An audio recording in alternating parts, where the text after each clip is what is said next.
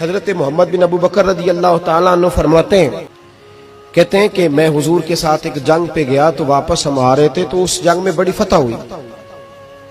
5واں حصہ مال غنیمت کا ہم نے سرکار کی بارگاہ میں نذرانہ پیش کیا تو 80 اونٹ حضور کے حصے میں بھی آئے، اتنا نفع ملا.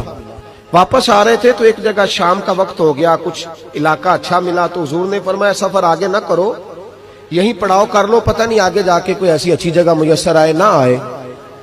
حالانکہ حضور سارا کچھ جانتے ہیں، پر تعلیم امت کے لیے فرمایا یہی. کہتے خیمے لگ گئے، رک گئے، ایک ایک خیمے میں 2-2 4-4 آدمی.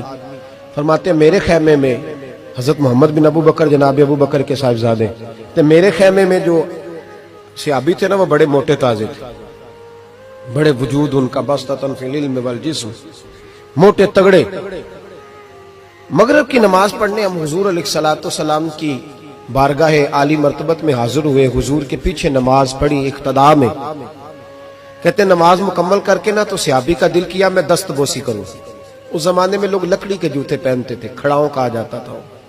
حضور کے قدمین شریفین پر نالین مقدس نہیں تھے اور حضور کا وجود نا بڑا نازک تھا. صحابہ کہتے ہیں جب دست مبارک میں ہاتھ ملاتے تھے تو حضور کا دست مبارک کستوری سے زیادہ خوشبو والا ہوتا تھا اور برف سے زیادہ ٹھنڈا ہوتا تھا.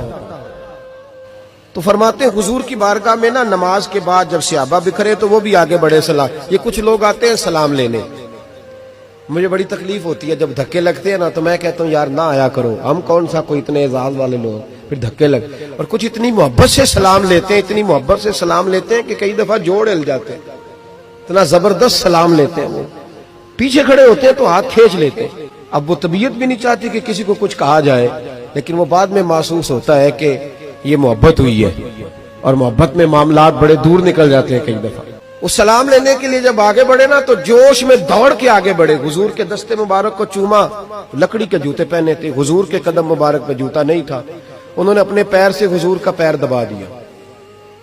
تو جو ہے میری بات پر، یہ باٹا کے جوتے پہننے والا جب کسی کا پیر دباتا ہے نا اور بندہ بھی تگڑا ہو تو ایک دفعہ سمجھ آتی ہے کہ کسی نے پیر دبایا ہے.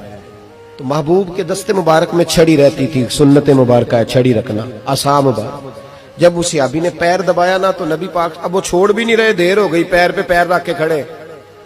تو تکلیف محسوس کی، سرکار نے تو چھڑی پیٹ میں چبھائی، فرمایا یار میرا پیر تو چھوڑ دے. اب وہ پیچھے ہٹے تو بڑے پریشان ہوئے کہ یہ مجھ سے کیا ہو گیا، کانپنے لگے، رونے لگے. حضور نے فرمایا کوئی بات نہیں جاؤ. صحابہ نے بھی ذرا گھور کے دیکھا، محبوب نیچے بیٹھ گئے، اپنا قدم مبارک دبایا. حضرت محمد بن ابو بکر کہتے ہیں ہم اپنے خیمے میں ہم لوگ چلے گئے. عشاء کی نماز بھی حضور کے پیچھے پڑی، پر وہ صحابی ساری رات سو نہیں سکے. یار یہ مجھ سے کیا ہو گیا، گرا جو ان کی نگاہ سے وہ سنبھل نہیں سکتا. میں نے حضور کو تکلیف دی، محبوب کو تکلیف دی. کہتے وہ تڑپنے لگے، رونے لگے. یہ مجھ ساری رات میں تسلی دیتا کہ یار وہ کوئی ایسی ویسی بات نہیں، اللہ نے ہمارے محبوب کو رحمت للعالمین بنایا اور حضور جانتے ہیں کہ تو نے جان بوجھ کے ایسا نہیں کیا. لیکن وہ اندر کا جو ہے نا وہ ماحول وہ ان کو سونے نہیں دیتا. کہتے ہیں سحری کا وقت ہوا تہجد کا تو سیدنا بلال حبشی آئے، خیمے کے باہر کھڑے ہو کہنے لگے بندہ کدھر ہے جس نے کل مغرب کے وقت حضور کا پیر دبایا، کدھر ہے؟ کہتے ہیں اب تو وہ اور ڈرے اور کہنے لگے لگتا ہے میری مذمت میں قرآن آ گیا. محبوب کی غیر ارادی بے ادبی بھی اللہ کو پسند نہیں. کہا لگتا ہے آیتیں آ گئی، پتہ نہیں میرے بارے میں کیا حکم آیا ہوگا. آپ اپنے ابا سے کہہ کے میری سفارش کرائیں گے، جناب صدیق اکبر سے کہیں گے، کہیں ایسا نہ ہو کہ میری دنیا بھی جائے اور آخرت بھی جائے.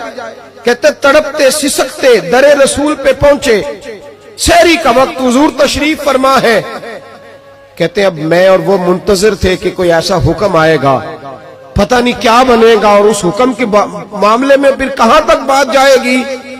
قربان جائے جب حضور کے سامنے کھڑے ہوئے تو سارا کچھ جاننے والے محبوب نے اپنی امت کی تعلیم کے لیے فرمایا بھائی عشاء کے بعد ہی تجھے بلانے کا ارادہ ہوا تھا، پھر خیال آیا کہ تو کہیں سویا ہوگا، سحری میں لوگ اٹھ جاتے ہیں تہجد کے لیے، اس لیے تجھے بلایا ہے. فرماتے ہیں اب انتظار تھا کہ وہ بڑی بات آئے، ڈر رہے تھے، لیکن قربان جائیں نبی پاک نے پیر دبانے کا ذکر ہی نہیں فرمایا.